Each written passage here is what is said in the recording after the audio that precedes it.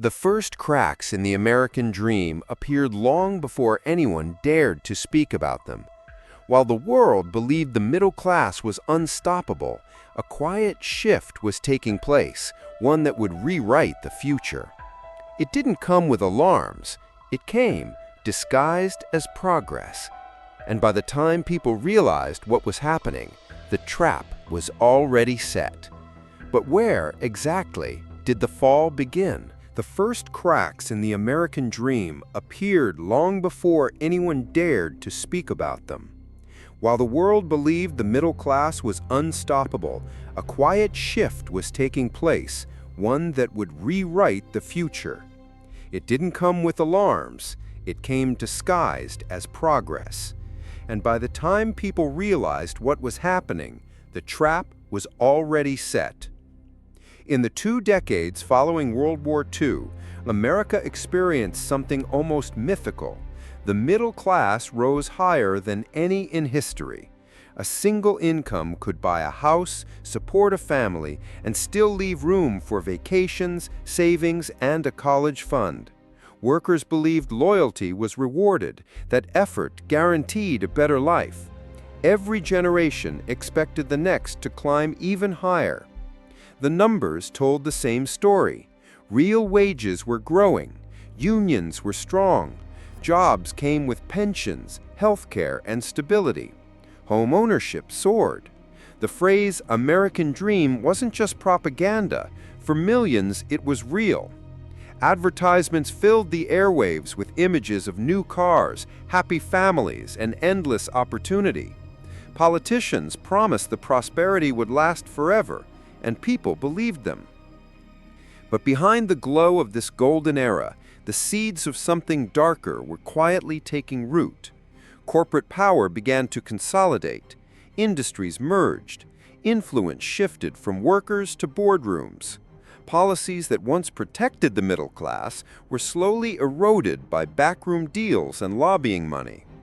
These moves were invisible to most, but they were deliberate. Every change came wrapped in the language of progress. Deregulation was framed as innovation. Cuts to worker protections were sold as flexibility.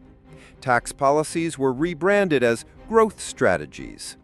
On the surface, everything looked harmless, but each of these steps chipped away at the foundation that had made the middle class so strong. The warning signs were there. Productivity kept rising, but wages began to flatten. Families had to work longer hours just to maintain the lifestyle their parents achieved with ease. Debt crept in, quietly at first, then aggressively. The cost of living rose, but salaries stayed frozen. Yet the narrative never changed. You were told to work harder, study more, hustle endlessly. If you struggled, it was your fault, not the system's. By the late 1970s, the cracks were no longer invisible. The golden era was fading. Jobs were less secure. Benefits were shrinking. A college degree, once a ticket to the middle class, was becoming an expensive gamble. Still, most people didn't see the full picture. The decline felt slow, almost natural, like the changing of the seasons. And that's the danger. When erosion happens quietly, no one fights back. No protests, no panic, just a gradual acceptance that times have changed. But the truth is, this was no accident. It wasn't just an economic cycle. It was the result of decisions, deliberate choices that served a few and cost the many. A slow transfer of wealth and power hidden behind the illusion of progress. And while the middle class was busy trying to hold on, the rules of the game were being rewritten in real time. The system was preparing for a shift so massive that by the time it became visible, it would already be too late to reverse. Before we go further, hit the like button. It's the only way this hidden story escapes the shadows and reaches those who need to see it. Because the next phase of this fall wouldn't just change paychecks, it would change lives. And the squeeze that came next would be impossible to ignore. The cracks were there, But now the pressure was building fast. The golden glow of the post-war boom had faded, and by the early 1980s, the middle class faced a new reality. Wages froze. The promise that effort would guarantee a better life began to collapse. Yet the message from above never changed. Keep working, keep believing, nothing is wrong. But something was very wrong. Living costs rose like a tide that never recedes. Houses that once required a single salary now devoured two. Healthcare drained savings with a single hospital visit. College, the supposed gateway to stability, transformed into a financial trap that shackled young adults for decades. Even food, fuel, and electricity, the very basics of life, climbed steadily, slicing deeper into every paycheck. For millions, the math stopped working. Parents stretched themselves with night shifts. Children watched their families trade time for survival. Vacations disappeared. Retirement became a fading memory, something only the lucky few could dream about. Yet the politicians smiled on camera, telling the public that growth was strong and the market would correct itself. This wasn't a natural cycle, it was the silent squeeze. Behind the scenes, the rules were rewritten. Productivity surged to historic highs. Workers produced more, profits soared, but wages stayed frozen. The gap widened each year as if an invisible hand was pulling every dollar to the top. And that hand wasn't random. It belonged to those who designed the system to work this way. Debt became the perfect disguise. Credit cards and personal loans flooded the market, marketed as empowerment. Buy now, pay later became the slogan of a generation, but every swipe tightened the rope. Families once proud of their savings were drowning in interest payments. The middle class was still moving, but only because it was running on borrowed time and borrowed money. And still, the narrative never changed. If you were struggling, the system wasn't to blame. You were. You didn't work hard enough. You didn't adapt fast enough. Society made you believe your failure was individual, while the architects of this new order remained hidden in boardrooms and policy meetings, their profits untouched, their names unspoken. This pressure had a purpose. It created a population too tired to question, too divided to unite, too distracted to see the bigger picture. While families fought to survive month to month, decisions were being made that dismantled everything that once made the middle class strong. Then came the next stage. Work itself changed. Stability vanished. Secure jobs with benefits were replaced with contracts, temp work, and gig platforms. Companies called it flexibility. In reality, it was fragility. Workers lost pensions, lost protections, lost any sense of safety. A single missed paycheck could now push a family over the edge. This was not evolution. It was a calculated shift, and it left millions exposed like never before. If you've made it this far, you're not just watching a video. You're uncovering something they'd rather keep buried. Subscribe to stay inside this investigation, because the deeper we go, the harder it becomes for the truth to stay hidden. Stay close, because what comes next is no longer a squeeze. It's a transformation so brutal it will redefine what it means to work, to live, to survive. The squeeze had drained the middle class of its strength, but the real turning point came when work itself was redefined. Once, a job meant stability, a salary you could count on, benefits that protected your family, a pension waiting at the end of the road. Those days didn't end by accident. They were dismantled piece by piece. In the 1990s and 2000s, corporations embraced a new model, flexibility. But flexibility for whom? For companies, it meant lower costs, no long-term commitments, no loyalty owed to workers. For employees, it meant instability, short contracts, no benefits, no safety net. The secure ladder to the middle class was quietly replaced with a treadmill that never stopped moving. Full-time jobs were broken into part-time shifts. Benefits vanished. Retirement plans dissolved. And as traditional employment weakened, a new promise emerged: the gig economy. Apps and platforms sold independence. Be your own boss, they said. But behind the marketing, the truth was clear. Workers carried all the risk, while corporations took the reward. Drivers, couriers, freelancers, delivery workers, millions entered this new world believing they had freedom, only to find they were more replaceable than ever. Algorithms became their managers. Ratings decided their income. No health care, no pensions, no protection. Just endless hustle to cover the bills. This wasn't progress. It was a return to something older, something harsher. A system where labor is disposable and the worker is always at the edge of survival. And through it all, the wealthy celebrated a new era of efficiency.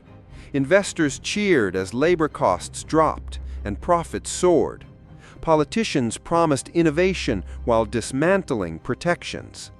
The narrative was simple: this was the future of work. But the truth was much darker. The future of work wasn't built to uplift. It was built to control, to keep people running, always chasing, never stopping long enough to see who was really benefiting. By the 2010s, this fragile system had become the norm. Millions lived on short-term contracts, gig apps, unstable schedules.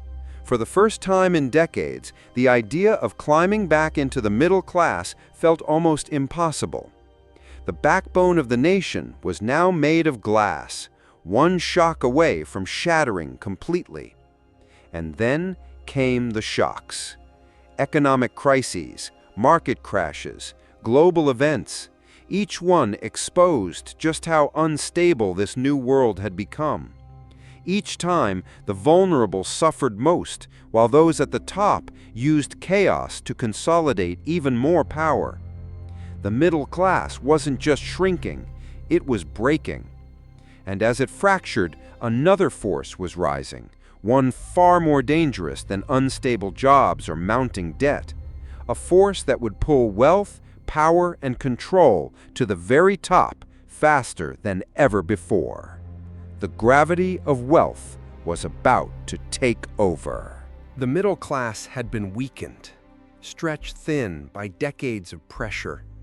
But while millions struggled just to stay afloat, something else was happening at the top, something no one wanted to admit. Wealth wasn't just growing, it was concentrating. For decades, the richest 1% quietly absorbed more and more of the nation's resources. Tax policies tilted in their favor. Deregulation opened doors for unchecked profits.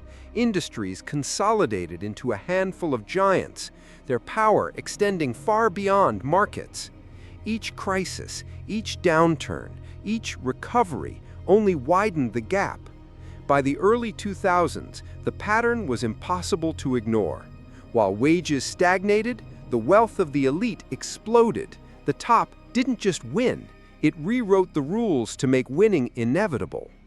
Hedge funds thrived on speculation, while ordinary families lost homes.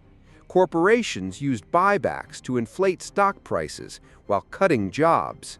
Every move funneled value upward as if pulled by a force of nature. That force was wealth gravity. The richer they became, the stronger their pull. Money bought influence. Influence wrote laws. Laws created loopholes, and those loopholes created more wealth. It was a feedback loop, one that no ordinary worker could ever enter. The middle class wasn't just losing ground, it was being dragged down by an economy designed to serve only those at the top. And the numbers tell the story. In the 1970s, the middle class held the majority of national wealth. Today, that share has collapsed, while the top 1% holds more than the bottom 90% combined. 1%, 90%. The imbalance is so extreme it feels unreal, yet it's the reality shaping our world. The consequences go beyond bank accounts. Wealth concentration means power concentration. The richest shape markets, policies, even culture. Their interests dictate the future, while the majority is left reacting to decisions they never made. The system doesn't just favor them, it belongs to them. Meanwhile, the middle class continues to erode. Families struggle with rising rents, disappearing benefits, and jobs that offer no security.